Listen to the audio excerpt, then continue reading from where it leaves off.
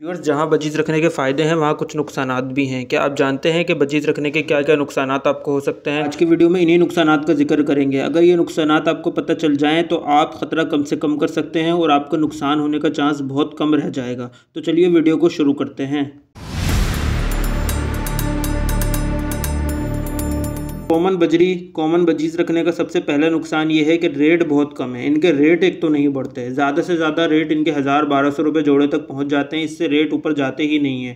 जबकि आज से हम 5-6 साल पहले अगर देखें तो इनके रेट 1500 रुपये जोड़े तक भी जाते थे, लेकिन अब जाते ही नहीं है। यानी ओपन मार्केट में कॉमन बजीज का पट्ठों का जोड़ा चल रहा होता है 400 से 700 रुपये के दरमियान, और इसका बड़ा जोड़ा चल रहा होता है 500 रुपये से लेकर 1000 रुपये के दरमियान। इससे ऊपर रेट जाता हुआ नज़र ही नहीं आता कॉमन बजीज का। 3 साल तक मैंने तो नहीं देखा कि इससे ऊपर रेट गया हो। बजीज रखने का दूसरा नुकसान है इनमें होने वाली एग बाइंडिंग बहुत आती है इनके अंदर। होता क्यों है ये भी आपको मैं बता देता हूँ, ताकि आप इस नुकसान से भी बच सकें। अगर आप 2.5 से 3 महीने की फ़ीमेल को ब्रीड पर लगा देते हैं, उसको अच्छी डाइट देकर पहले तैयार नहीं करते, अगर किसी फ़ीमेल में कैल्शियम की कमी है, प्रोटीन की कमी है, जब भी एग बाइंडिंग का इशू आ सकता है, फ़ीमेल मर सकती है और आपका नुकसान हो सकता है। दोस्तों, तीसरा नुकसान है बजीज रखने का, वो है कॉलोनी में अगर आपने रखे हुए हैं तो कॉलोनी में फ़ाइट हो सकती है। अगर आपको सही तरीका नहीं पता, कोई भी फीमेल कॉलोनी में एग्रेसिव हो सकती है, गुस्से में आ सकती है और अपने बच्चे भी मार सकती है और दूसरी मटकियों में जाके दूसरी फीमेल्स के बच्चे तक मार सकती है। यानी दोस्तों, कॉलोनी ब्रीडिंग की कुछ टिप्स होती हैं। अगर आप किसी एक्सपर्ट से मशवरा लेकर कॉलोनी ब्रीडिंग स्टार्ट करेंगे बजीज की, तो आपको बिल्कुल भी नुकसान नहीं होगा। दोस्तों, बजीज रखने का चौथा नुकसान है over breeding stress in females. अगर आपने बजीज को सही डाइट नहीं दे रहे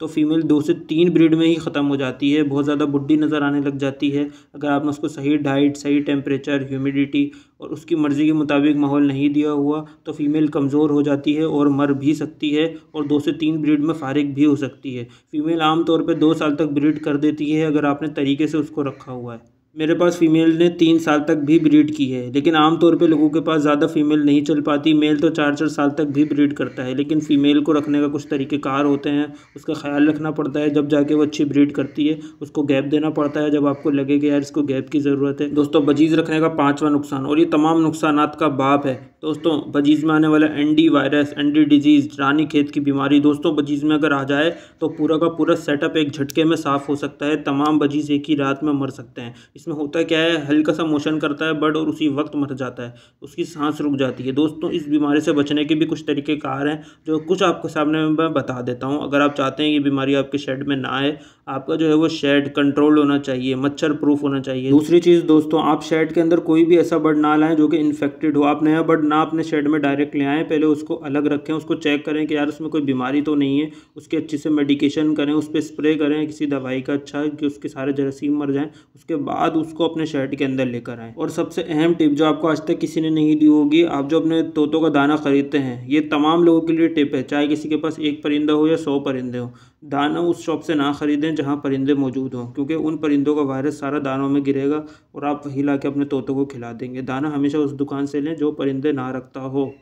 तो एंडी, रानीखेत, क्या बहुत सारी बीमारियों से आपके परिंदे महफूज रह सकते हैं। लेकिन दोस्तों, यहाँ मैं एक बात कहूँगा, देखें बजीज है सफाई वाला परिंदा जो सफाई मांगता है, लेकिन यहाँ नसीब भी चलता है। मैंने ऐसे ऐसे सेटअप देखे हैं जो बिल्कुल भी सफाई नहीं करते, बहुत गंदगी रखते हैं, उनके पास 6-6, 8-8 बच्चे आ रहे हैं, कोई बीमारी भी उनके बर्ड को नहीं लग रही। और ऐसे लोग भी देखे हैं जो कि बहुत ज़्यादा सफाई रखते हैं, उनके शेड में वायरस आ रहा है, उनका बर्ड मर रहा है, उनका सेटअप ख़त्म हो रहा है। तो ये सब नसीब की भी बात है। दोस्तों, बर्ड रखने का 7वां नुकसान, मिडल मैन लॉस, यानी जो जाल वाले होते हैं, जो ब्रोकर होते हैं, जो ट्रेडर होते हैं, ये आपके बर्ड की वैल्यू गिरा देते हैं, आपसे बहुत ही कम रेट में ख़रीदते हैं और आगे बहुत महंगा एक्सपोर्ट करते हैं। यानी दोस्तों, आपको इनसे बचना चाहिए। अपना बर्ड आपको खुद ही मार्केट में खड़े होकर बेचना चाहिए, कोई शौकीन ढूंढकर उसको बेचना चाहिए। इनसे बचना चाहिए, नहीं तो ये आपको मुनाफा खा जाएंगे। दोस्तों, बजीज रखने का 8वां नुकसान है स्पेस प्रॉब्लम, यानी ज़्यादा रखेंगे जब भी आपको फ़ायदा होगा, वरना प्रॉफिट ही नहीं होगा। अपना प्रॉफिट आप चाहते हैं, जो आपकी ज़रूरत का प्रॉफिट है, जो आप चाहते हैं कि यार मैं कम से कम 20,000, 30,000, 40,000 कमा सकूँ, उसी हिसाब से आपको क्वांटिटी रखनी होगी। दोस्तों, बजीज रखने का 9वां नुकसान है जेनेटिक वीकनेस। दोस्तों, इसके अंदर जो है वो जेनेटिक तौर पर जो है वो कंदम माल निकलता है, यानी बच्चे जो है वो बहुत ज़्यादा ख़राब निकलते हैं, उनके पर नहीं होते, गंजे बच्चे निकलते हैं। तो बजीज में ऐसा होता है।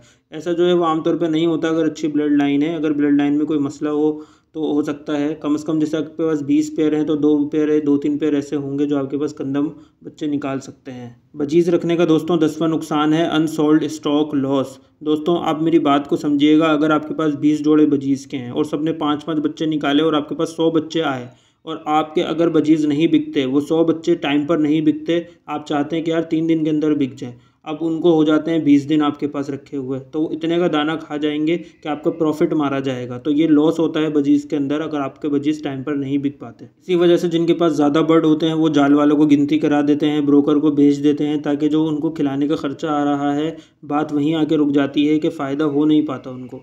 दोस्तों, बजीज़ रखने का 11वां नुकसान है फीड एक्सपेंस। इनका फीड का बहुत एक्सपेंस आता है, मतलब बजीज़ बहुत ज़्यादा दाना खाता है, जावा से ज़्यादा, फिंचेस से ज़्यादा, इवन के मैंने यहाँ तक देखा है कॉकटेल से भी ज़्यादा दाना लग जाता है। तो इसको कैल्शियम की बहुत ज़्यादा ज़रूरत होती है, कैल्शियम की कमी बजीज़ में बहुत होती है। इसके लिए आपको केटल बोन फिश तो कैल्शियम ब्लॉक लगाने पड़ते हैं, ये भी एक एक्सपेंस है। नमक लगाना पड़ता है, नमक तो खैर इतना महंगा नहीं है। और बजीज़ रखने का दोस्तों 12वां नुकसान है, चिक को जो है वो हैंड फीड पर नहीं सर्वाइव किया जा सकता। जबकि लव बर्ड का बच्चा हो, कॉकटेल का बच्चा हो, तो वो सर्वाइव कर जाता है। अगर पेरेंट्स मर जाएँ, कोई फीमेल उड़ गई, मेल मर गया, या फीमेल मर गई, मेल फीड नहीं करा रहा बच्चों को, तो आपको हैंड फीड पे अगर बच्चे उठाने पड़ जाएँ किसी एक्सीडेंट की वजह से, तो बच्चे सर्वाइव नहीं करते। ये मेरे साथ भी हुआ है, मेरे बहुत सारे दोस्त हैं उनके साथ भी हुआ है। अब तो खैर टेक्निक्स हमें पता है तो हम सर्वाइव करा लेते हैं, लेकिन अनएक्सपीरियंस बंदा जो है वो बच्चा सर्वाइव नहीं करा पाता, बच्चा मर जाता है। दोस्तों, ये थे बजीज़ रखने के कुछ नुकसानात। अगर आपके जहन में भी कोई ऐसा नुकसान हो बजीज़ रखने का तो आप ज़रूर कमेंट में बताएं, और अगर आपको वीडियो पसंद आई हो तो वीडियो को लाइक करें।